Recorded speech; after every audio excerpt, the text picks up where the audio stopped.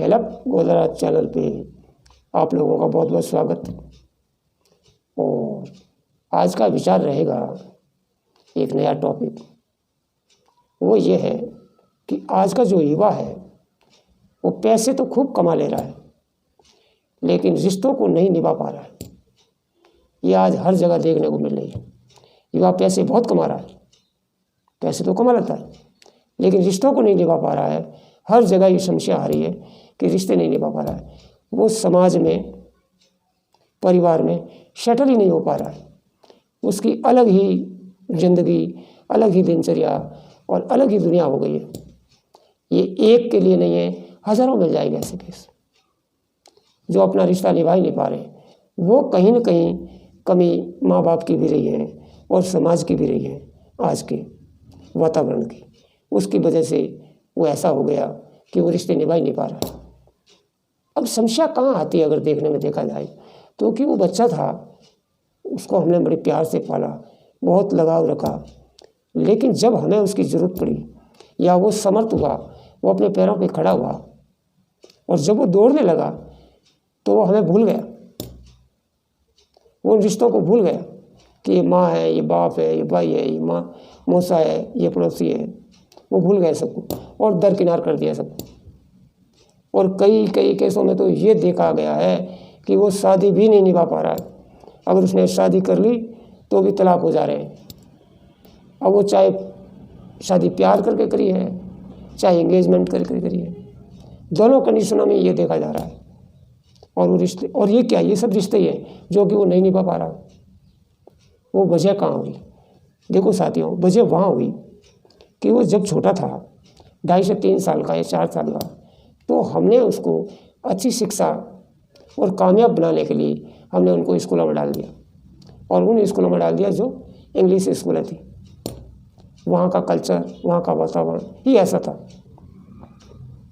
ना तो वहाँ माँ बाप मिल पाते थे रोज़ और ना उनके साथ कोई बात कर पाते थे। वहाँ के जो टीचर थे वही उनके लिए सब कुछ थे और वही दिशा निर्देश देते थे और उसी हिसाब से वो चलते थे। जब वो एक घर और परिवार और समाज की दुनिया को छोड़ के स्कूल की दुनिया में, हॉस्टल की दुनिया में चला गया तो रिश्ते नाते सब छूट गए, रीति रिवाज भी छूट गए। और धीरे धीरे ये हुआ कि हमने भी ये सोचा कि बच्चे को यहाँ नहीं लाना है। यहाँ लाएंगे तो यहाँ वो त्योहार हैं, शादियाँ हैं, फंक्शन हैं, उसमें वो मिल जाएगा और पढ़ाई का ध्यान भंग हो जाएगा। उसको पढ़ाई से हट जाएगा। उसको कामयाब करो।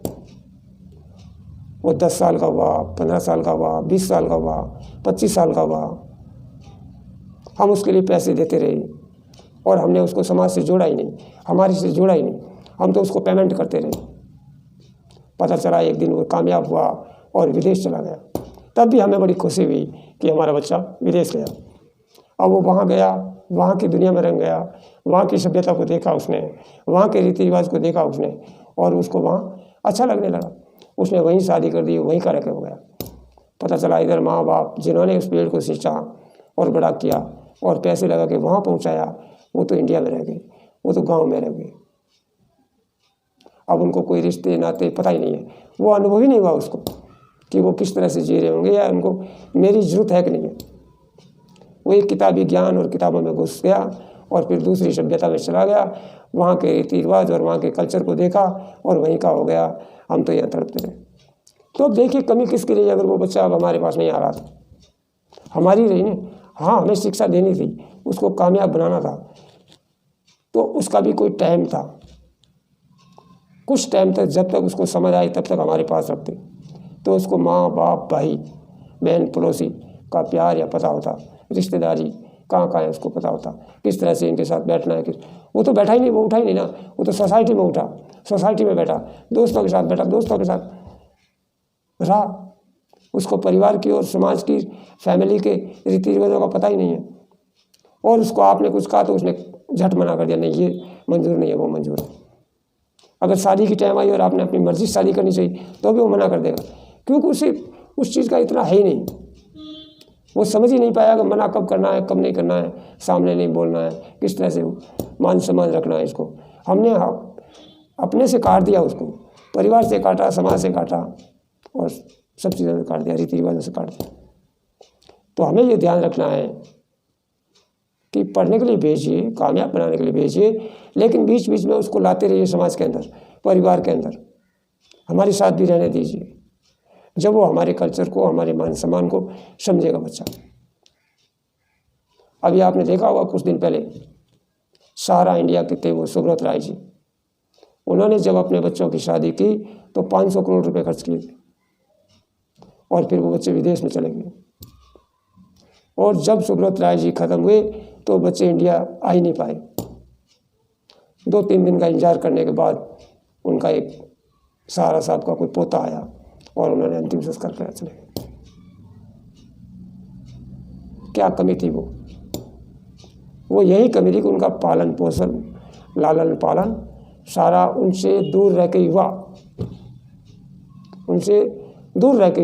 तो उनको लगाव ही नहीं हुआ, उनको लगाव ही नहीं हुआ। क्यों? पहले से दूर से रहा। वो 30 साल के हो गए, तब तक उन्होंने माँ बाप के साथ खाना नहीं खाया, उनके साथ नहीं बैठा, तो उनको क्या पता। और ये नौबत हमारे साथ भी होती है। अमूमन लोगों के साथ, बहुत सारों के बच्चे जो बाहर हैं, विदेश तो अलग चीज़ रही, हिंदुस्तान के अंदर भी है जो मल्टीनेशनल सिटियों में रहते हैं और गांव में नहीं आते हैं। बूढ़े माँ बाप अपने गांव में रहते हैं तो वो रिश्ता निभा ही नहीं पा रहे हैं। और तो और उन लोगों की देखा देखी कुछ गांव में भी जो हमारे साथ रहते हुए बच्चे हैं, उन्होंने भी रिश्ता रखना नहीं निभा पा रहे, उन्होंने भी कट कर दिया। ऐसा भी हो गया है। वो सब प्रॉब्लम एक छत के नीचे नहीं रहने की वजह से हुआ। आपसी मनमुटाव हो या कोई बात हो, घर के सदस्यों को एक जगह बैठ के मसले को हल करना चाहिए। फैमिली को एक साथ रहना चाहिए। हाँ, वो नौकरी करते हैं, बाहर धंधा करते हैं, महीना 2 महीने में जब भी समय मिले तो सबको इकट्ठा करो, बुलाओ, सबके साथ रहो, 2 दिन 3 दिन का टाइम बिताओ, फिर तब उनको इन चीज़ों की वैल्यू या कीमत का एहसास होगा। नहीं तो हमारे से दूर होते रहेंगे वो, और रिश्ते टूटते रहेंगे और रिश्तों की कोई वैल्यू नहीं रहेगी।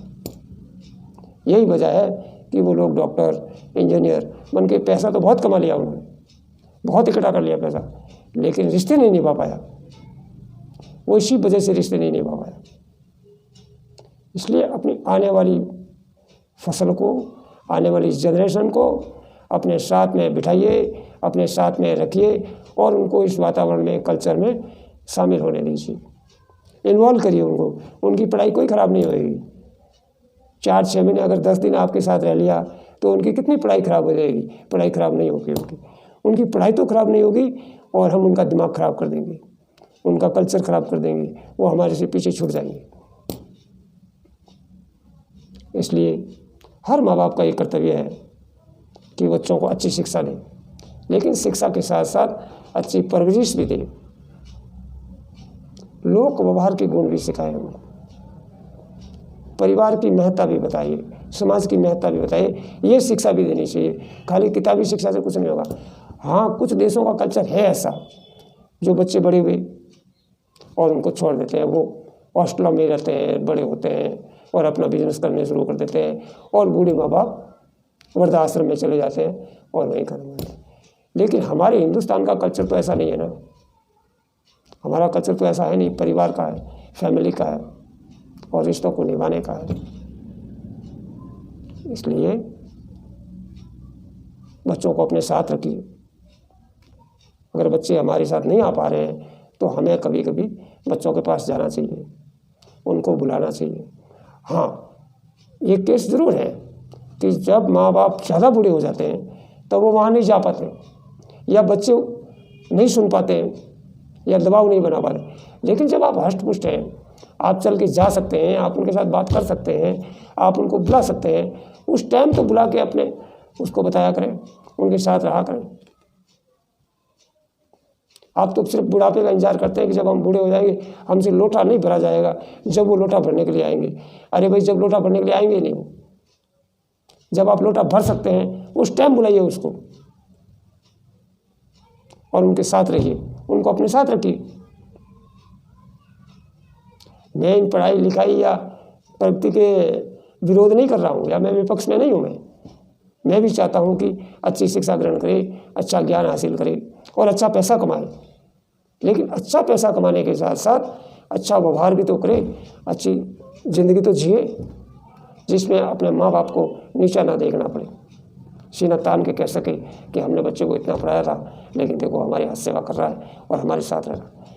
ये सब माँ बाप के लिए भी वीडियो है, बच्चों के लिए तो माँ बाप के लिए भी, विशेषकर माँ बाप बच्चों का ध्यान रखें। साथियों, चैनल को सब्सक्राइब करें, वीडियो को लाइक करें, शेयर करें और एक नए टॉपिक, नई बात के साथ अगली बार हाजिर होंगे। तब तक के लिए धन्यवाद। जय हिंद, जय भारत।